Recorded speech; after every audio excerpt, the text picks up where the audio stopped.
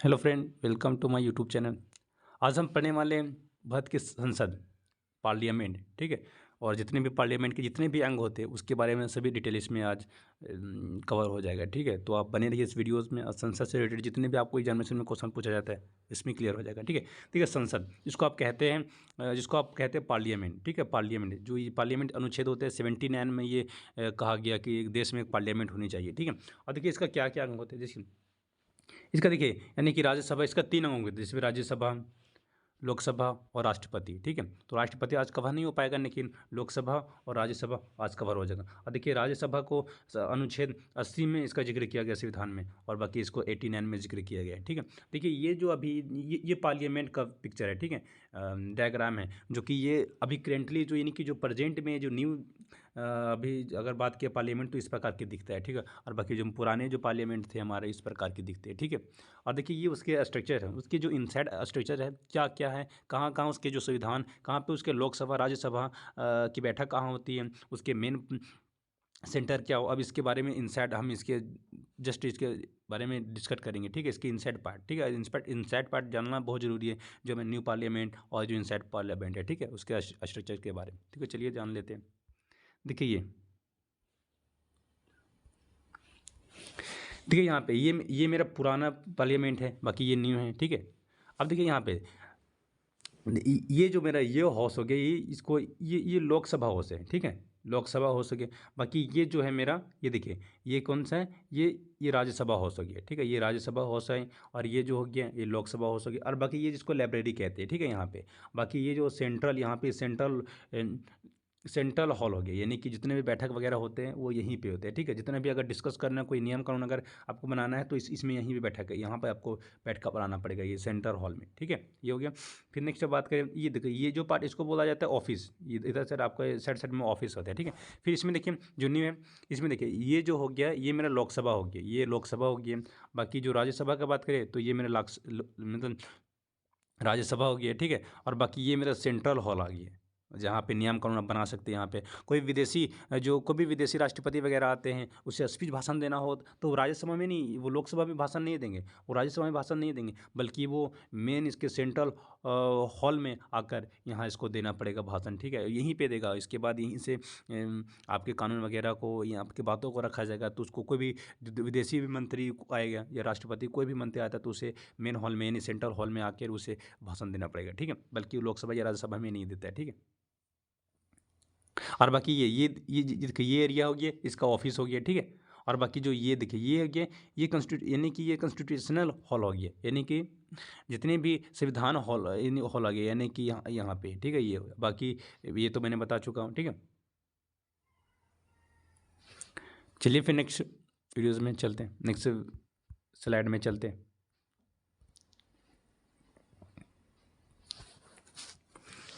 देखिए आज सांसद, जिसको संसद, जिसको पार्लियामेंट कहते हैं, ये इंपॉर्टेंट है कि पार्लियामेंट का संविधान किस में अनुच्छेद कितने कितने अनुच्छेद में 79 इंपॉर्टेंट, 79 बहुत इंपॉर्टेंट है, याद कर लीजिएगा। ठीक है,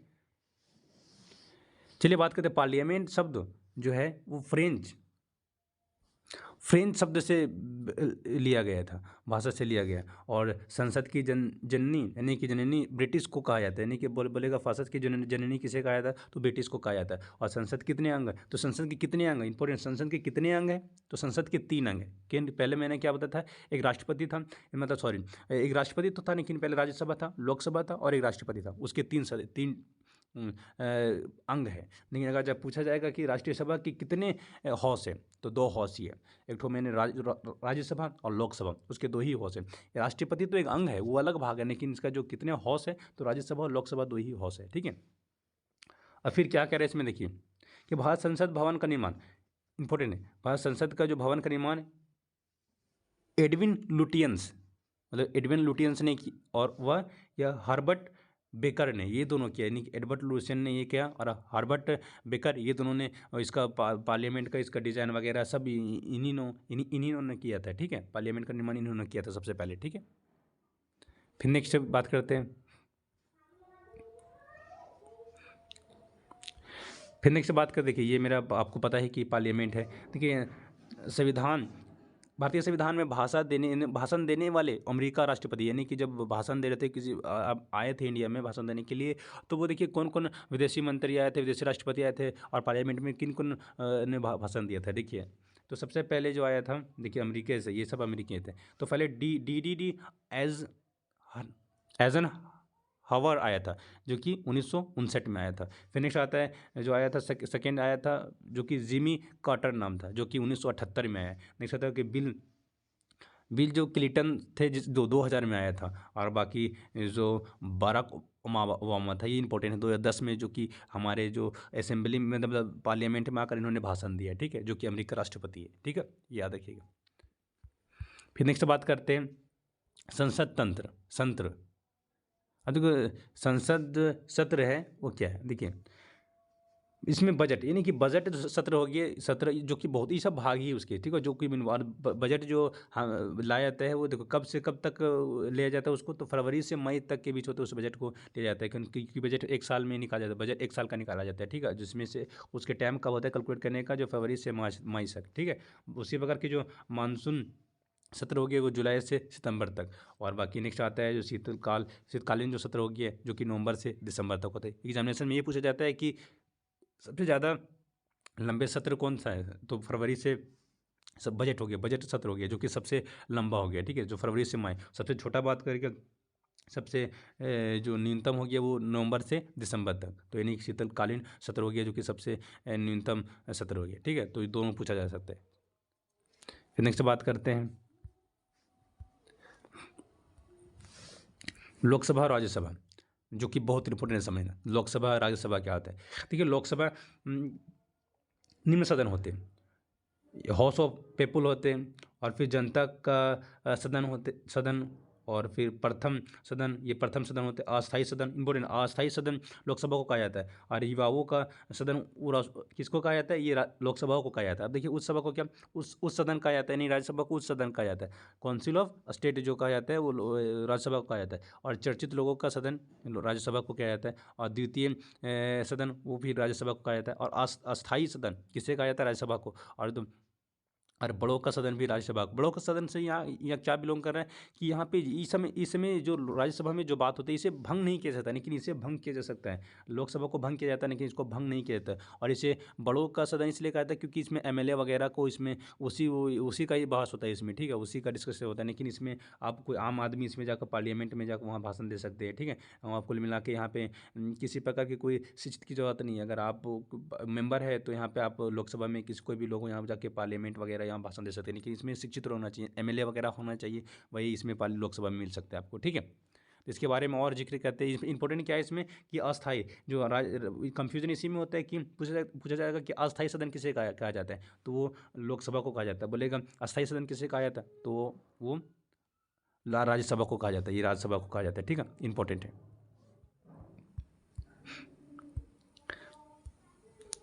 नेक्स्ट बात करते हैं कि लोकसभा में सदस्यों की संख्या कितनी है, ठीक है, इंपॉर्टेंट है और ज़रूरी है जानना भी। देखो लोकसभा में सबसे पहले जो सदस्य की संख्या थे वो 552 थे, अधिकतम सदस्य थे वो 552 थे।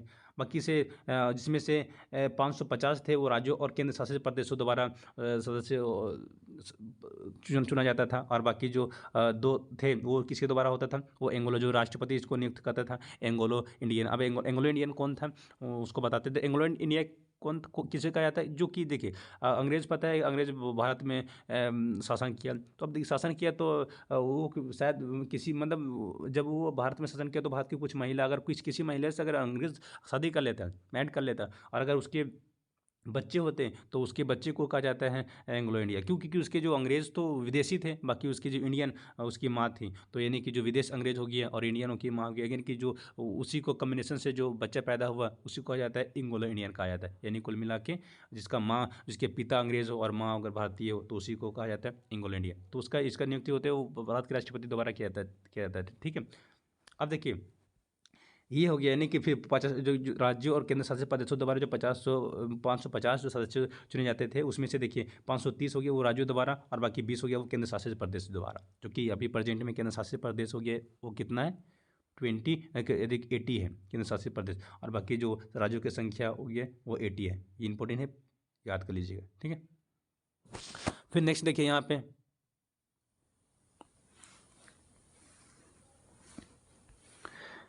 संविधान संशोधन, यानी संविधान संशोधन 104 के अंतर्गत एंग्लो इंडियन का आरक्षण अब ख़त्म कर दिया। यानी कि 104 संशोधन के अंतर्गत क्या हुआ था, अब एंग्लो इंडियन का जो होता है वो ख़त्म कर दिया। इसका जो आरक्षण था कि दो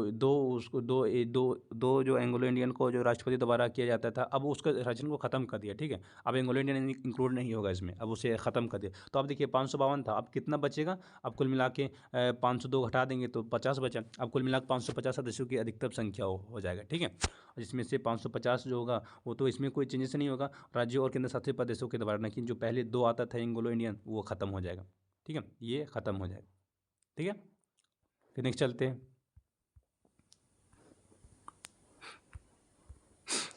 अब देखिए वर्तमान में सदस्यों की संख्या क्या है, वो तो मैंने पहले बताया था, जो सबसे पहले जो सदस्यों की संख्या नियुक्त किया गया था। अब देखिए वर्तमान में क्या, वर्तमान में 545 वर्तमान में होते हैं वो 545 हैं, जिसमें से देखो अब तो एंग्लो इंडियन का तो ख़त्म कर दिया गया, 2 तो एंग्लो इंडियन था तो उसको ख़त्म कर दिया। कुल मिलाकर अब कितना है टोटल, तो 543 है, जिसमें से वर्तमान में तो सदस्यों की संख्या 543 है, जिसमें से 530 जो है वो देखिए 530 क्या है, राज्यों से है, और बाकी जो 13 हो गया वो केंद्र शासित प्रदेशों से चुना जाता है। ठीक है, जिसमें से देखिए अगर ये डाटा कब आपको प्राप्त हो सकता है, देखिए अभी तो फिलहाल अभी तो इतना ही है 13 केंद्र शासित प्रदेशों के द्वारा, और 530 हो गया है वो राज्यों से।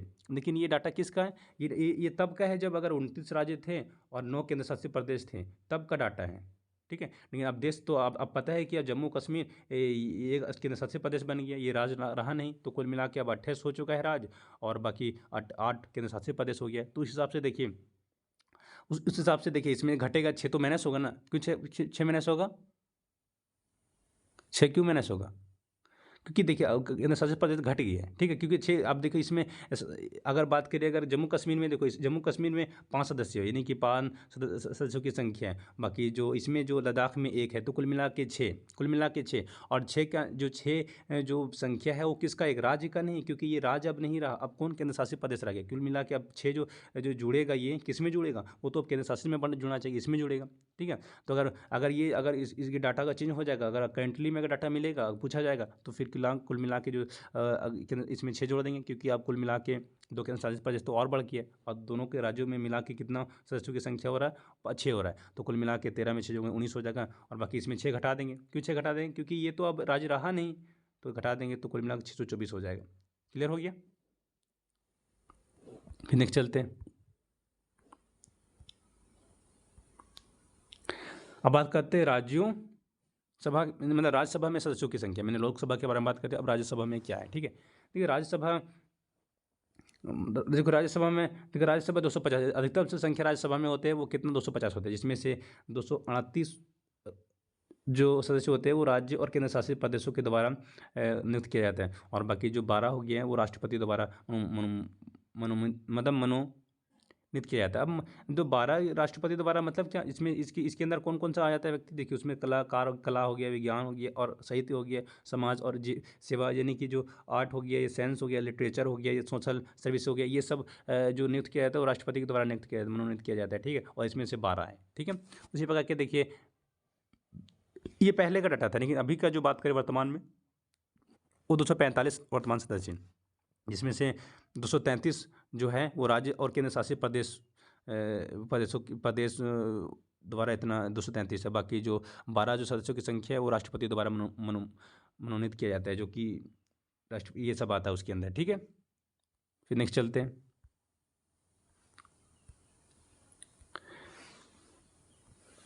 फिर देख लेते हैं यहाँ पे जो लोकसभा, मैंने बताया कि लोकसभा का जो अनुच्छेद 81 में इसको 81 में किया गया है जिक्र, और बाकी जो राज्यसभा को वो 18 में, ठीक है, यानी कि 80 में किया गया है। तो याद रखिए गया अनुच्छेद, याद रखना बहुत इंपॉर्टेंट। अब देखिए इसके बारे में क्या क्या इसके, ठीक है, इसके कितना साल का कार्यकाल होता है, इसके योग्य, अगर आपको एक चाहते हो कि लोकसभा के मेंबर बनने के लिए तो उसकी योग्यता क्या क्या होना चाहिए। ठीक है, और जिक्र इसमें। ठीक है, तो देखिए कार्यकाल, इसका जो कार्यकाल होता है जो लोकसभा का होता है वो 5 साल का होता है। ठीक है, और उसी प्रकार के देखा जाए कि राज्यसभा को कितना होता है, तो राज्यसभा का 6 साल का होता है। ठीक है, और इसका जो इसे भंग किया जा सकता है, इसको भंग किया जा सकता है, लेकिन लोग राज्यसभा को भंग नहीं किया जा सकता है। ठीक है, और फिर देखिए इसका योग्यता क्या क्या है। देखिए भारत का नागरिक होना चाहिए, सिंपल सी भारत का नागरिक होना चाहिए। और इसकी जो एज होना चाहिए वो मिनिमम मिनिमम 25 ईयर होना चाहिए, 25 वर्ष होना चाहिए। और फिर क्या कह रहा है यहाँ पे, सरकार के किसी लाभ के पद पर ना हो, यानी आसीन ना हो। कुल मिला के इसे कोई सर्विस प्रदान नहीं होना चाहिए, कोई ऐसे मतलब किसी प्रकार के कोई सर्विस प्रदान नहीं होना चाहिए, लाभकार नहीं होना चाहिए, ठीक है, कोई सर्विस में नहीं होना चाहिए। और फिर नेक्स्ट कहता है कि ये पागल व दिवालिया नहीं है। तो पागल तो मतलब समझ रहे हो, पाग क्रैक जिसको कह सकते हैं, या जिसके मैन ठीक नहीं है, ठीक है, दिमाग संतुलन ठीक नहीं। लेकिन दिवालिया मतलब क्या, यहाँ दिवालिया मतलब हो रहा है, होता है कि चोर चुहाड़ा जिसको कह सकते हैं, या लुटेरा वगैरह सब, यानी कि उस केसेस में किसी प्रकार उसके फाइल दर्ज है कोर्ट में या किसी जेल में, तो फिर वो नहीं है। दिवालिया मतलब हो गया बैंक चोरी वगैरह करने वाले, उसी को कहा जाता है, ठीक है, दिवालिया। तो वो इसमें नहीं भाग ले सकते, उसके लिए योग्यता है नहीं। फिर जनता का सदन, जनता का सदन, क्योंकि ये जनता का सदन इसलिए कहा गया क्योंकि जनता के द्वारा ही लोकसभा नियुक्त किया जाता है। जनता के द्वारा लोकसभा में जितने भी बिल वगैरह, जितने भी लोकसभा द्वारा इसे चुना जाता है, ठीक है, लोकसभा को। लेकिन देखिए इसमें क्या है, इसका योग्यता है क्या होना चाहिए, भारत का नागरिक होना चाहिए, वो तो सिंपल से। बाकी ये देखिए यहाँ पे ये 30 वर्ष का होना, यानी इसका आयु होते हैं 30 वर्ष होना चाहिए, लेकिन कुल मिला के 30 वर्ष होना चाहिए, इंपॉर्टेंट है। तो इससे सीनियर तो राज्यसभा हुआ ना। फिर देखिए यहाँ क्या कह रहा है कि सरकार के किसी भी लाभ के पद के लिए वो भी सेम है, और पागल वो बाकी सेम कंडीशन। बाकी यहाँ देखिए इंपॉर्टेंट ये इसका कि देखिए ये शिक्षितों का सदन कहा जाता है, यानी शिक्षितों से मतलब यहाँ पे आपको जो मिलेंगे ना, यहाँ पे शायद अनपढ़ आपको मिल सकते हैं, लेकिन यहाँ पे सभी पढ़े लिखे मिलेंगे, सबको एमएलए वगैरह आपको यहाँ मिलेंगे। और ये जितने भी चुनाव होते हैं ना, इसमें वो एमएलए दोबारा किया जाता है, ठीक है, राज्यसभा में, तो याद रखिएगा। फिर नेक्स्ट चलते हैं।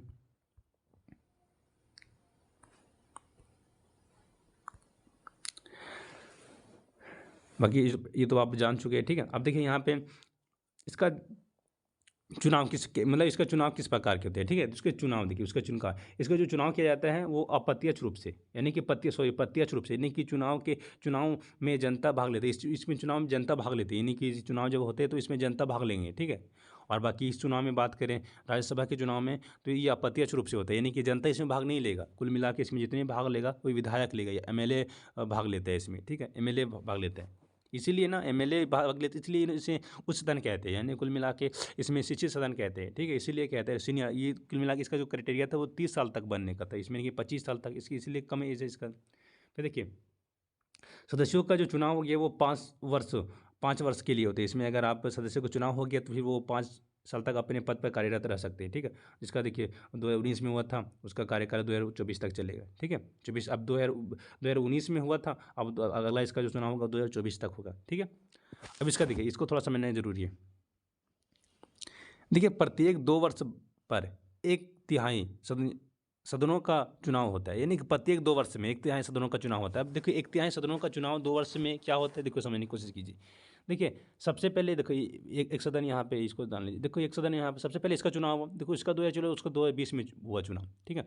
फिर देखिए नेक्स्ट सदन 2 साल बाद फिर एक सदन का चुनाव हुआ, नेक्स्ट सदन का चुनाव हुआ 2 साल बाद फिर हुआ 2022 में, फिर इसका चुनाव हो गया वो 2022 का, फिर 2022 दो साल बाद फिर इसका चुनाव होगा, यानी कुल मिला 2024 में चुनाव होगा। इस हिसाब से देखिए कुल मिला के यहाँ पे कितना साल के 6 साल का गैप हो गया। अब 6 साल बाद फिर ये सदन फिर यहाँ से एक शुरू हो जाएगा, यानी कुल मिला के 6 साल के 2026 तक इसका कार्य, 6 साल तक इसका कार्यकाल तो हो चुका है, ठीक है। अब 2026 से फिर यहाँ से स्टार्ट प्रक्रिया हो जाएगा, फिर यहाँ से 2 साल बाद फिर, यानी 24 के बाद 26 तक, फिर 26 से एक सदन चुना जाएगा, फिर उसी प्रकार के 1/3 फिर चुना जाएगा 2024 फिर 28 चुना जाएगा, फिर 2030 को चुना जाएगा। फिर इसके बाद जो आएगा वो कितना आएगा, देखिए तो 6 साल बाद फिर आएगा, यानी कुल मिला के यानी कि 32 साल। अब यहाँ पे 32 साल आएगा, यहाँ अब 2032 तक, ठीक है। तो कुल मिला के देखो ये 3 साल तो गैप हो जा रहा है, क्योंकि पहले ये इसको चुना गया था, उसके बाद फिर नेक्स्ट 2 साल के बाद किसी और सदन को चुना जाएगा, फिर उसके 1/3 भाग को फिर चुना जाएगा। कुल मिला के 3 साल तक तो चुना जाएगा, सॉरी,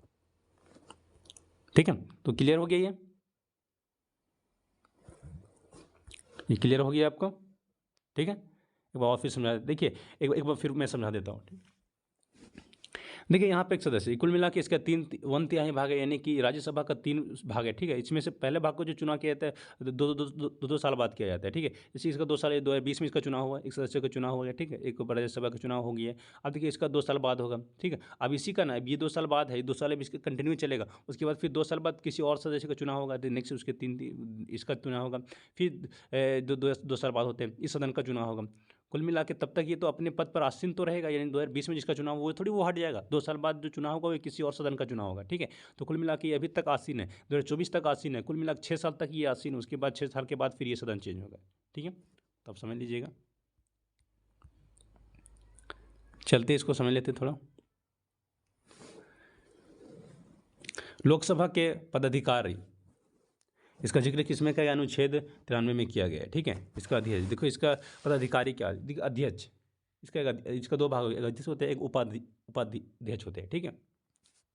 अब देखिए इसमें से देखो प्रोटेम जो स्पीकर क्या होते हैं, प्रोटेम स्पीकर ये अस्थायी अध्यक्ष होता है, ठीक है, जिसमें से जो प्रोटेम स्पीकर का राष्ट्रपति नियुक्त किया था, इसका जो ये क्या करता है, यानी कि ये इसका जो नियुक्ति किया जाता है वो राष्ट्रपति के द्वारा नियुक्त किया जाता है। और फिर देखिए इसका होता है जो प्रोटेम स्पीकर का काम लोकसभा के नए सदस्यों को शपथ दिलाना है, और वर्तमान में प्रोटेम स्पीकर वीरेंद्र कुमार है। देखिए वीरेंद्र कुमार है, इंपॉर्टेंट, वीरेंद्र कुमार वर्तमान में प्रोटेम स्पीकर है। अब यहाँ पे समझने की कोशिश कीजिए कि ये न्यू, यानी कि न्यू सदस्यों का शपथ दिलाता है, यानी कि देखिए अगर लोकसभा में कोई न्यू मेंबर आ गया, न्यू मेंबर अगर उसमें भाग लिया है, उसे न्यू चुना गया है, तो उसका जो शपथ दिलाने का काम कौन करता है, वो प्रोटेम स्पीकर कहता है, ठीक है। उसको शपथ दिलाने का काम करता है कौन, प्रोटेम स्पीकर करता है, न्यू सदस्यों का जो लोकसभा में जो भाग लेते हैं, ठीक है, जो चुने जाते हैं लोगों द्वारा। फिर अध्यक्ष देखिए, अब अध्यक्ष या स्पीकर किसे कहा जाता है, देखिए ये लोकसभा के अध्यक्ष का चुनाव लोकसभा के सदस्यों द्वारा ही किया जाता है।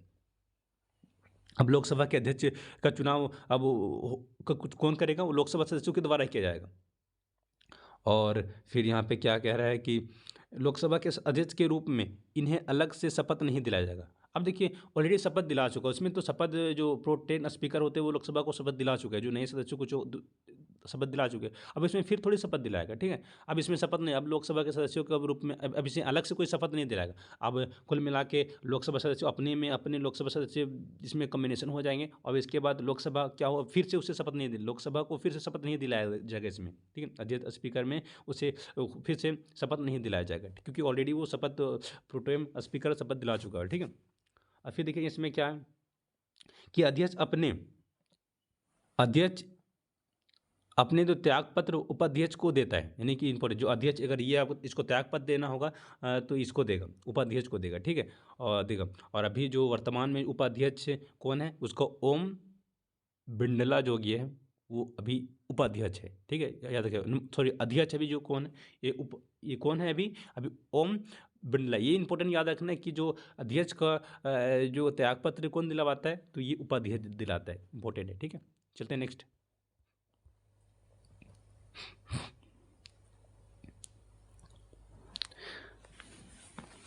अब देखिए लोकसभा का कार्यकाल, इसको देख लेते हैं, ठीक है। लोकसभा का जो कार्यकाल क्या क्या होता है, कार्यकाल और अधिकार क्या है, ठीक है। देखिए लोकसभा के सभी कार्यों का सही रूप से संचालन करना और नियंत्रण करना, बस इसका कार्य होता है। लोकसभा में सभी कार्यों को नियमित रूप से होना करवाना और उसे नियंत्रण करना, वो किसका काम होता है, लोकसभा का अध्यक्ष का काम होता है। फिर क्या नेक्स्ट कहता है, लोकसभा का अध्यक्ष ही संयुक्त अधिवेशन की अध्यक्षता करता है, यानी जितने भी वो अधिवेशन होते हैं वो लोकसभा द्वारा किए जाते हैं, ठीक है। उसकी नियुक्ति वगैरह संयुक्त पूरे जो अधिवेशन का अध्यक्षता करता है वो लोकसभा द्वारा किया जाता है। बाकी फिर देखिए यहाँ पे नेक्स्ट, जब किसी विधायक पर निर्णय निर्णय ना निकल पा रहा है, यानी कोई समस्या है, कोई प्रॉब्लम है, उसकी वजह से कोई अगर निर्णय नहीं निकल पा रहा है, तो लोकसभा का अध्यक्ष निर्णय मत दे सकता है, यानी कि दे सकता है, कुल मिला के दे सकता है। यानी कि क्या हो गया, जैसे कि 50% अगर 50% अगर इसमें दिया जा रहा है, यानी कि 50% लोकसभा के बहुमत में है कि वो उसके बहुमत में है, और 50% 50% नहीं, तो जो 50% इसका जो है ना बहुमत में है, तो ये निर्णय निकाल सकते हैं, ठीक है, ये निर्णय दे सकते हैं अपने अनुसार, ठीक है, अध्यक्ष निर्णय दे सकते हैं।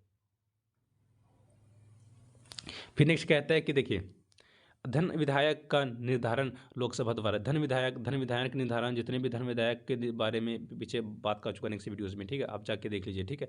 देखिए धन विधायक के बारे में इसका जितने भी रिलेटेड होते हैं लोकसभा के अध्यक्ष द्वारा ही इसे किया जाता है, निवारण किया जाता है, ठीक है। फिर नेक्स्ट कहा जाता है, देखिए अगर लोकसभा का कोई अध्यक्ष 60 दिनों तक बिना अनुमति के संसद के अधिवेशन से अनुपस्थित रहता है, तो उसकी जो सदस्यों की जो उसकी सदस्यता को समाप्त कर दिया जाएगा। मतलब क्या, अगर कोई सदन बिना इन्फॉर्मेशंस के, बिना इजाज़त लिए हुए अगर वो 60 दिन तक मतलब उस लोकसभा में मतलब प्रेजेंट नहीं रहा, मतलब नहीं रहा, उसमें उपस्थित नहीं रहा, तो फिर उसे बर्खास्त किया जा सकता है। उसे वहाँ से कुल मिला के उसके जो जितने सदस्यता हो, उसको जो जितने शक्ति है, उसके पावर को ख़त्म किया जा सकता है। ठीक है, इसलिए अगर उसको अगर किसी प्रकार का कोई काम पड़ गया तो उसे 60 दिन, ठीक, उसे 60 दिन से पहले उसे सूचित कर देना चाहिए। अब सूचित करके आपको जाना चाहिए। ठीक है, क्योंकि अगर अगर इससे पहले है तो कोई दिक्कत नहीं है, 60 दिन के बाद अगर 60 दिन अनुपस्थित रह गए तो फिर आपकी जो अध्यक्षता की आपकी उसे भंग किया जा सकता है। ठीक है, उसे समाप्त कर सकते हैं। ठीक है, तो आपको याद रखिएगा।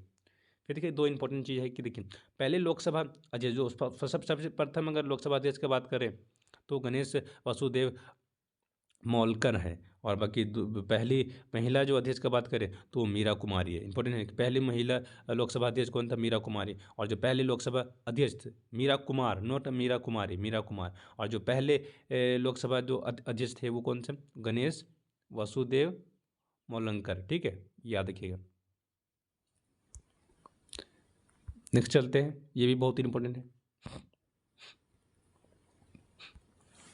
राज्यसभा, लोकसभा तो हो गया, राज्यसभा देखिए ये अनुच्छेद 89 में इसको जिक्र किया गया है। ठीक है, राज्यसभा के पदाधिकार, उसके अधिकारों के बारे में। देखिए इसमें क्या है, इसमें इसका भी 2 अंग होते हैं, एक सभापति होते हैं और फिर उपसभापति होते हैं।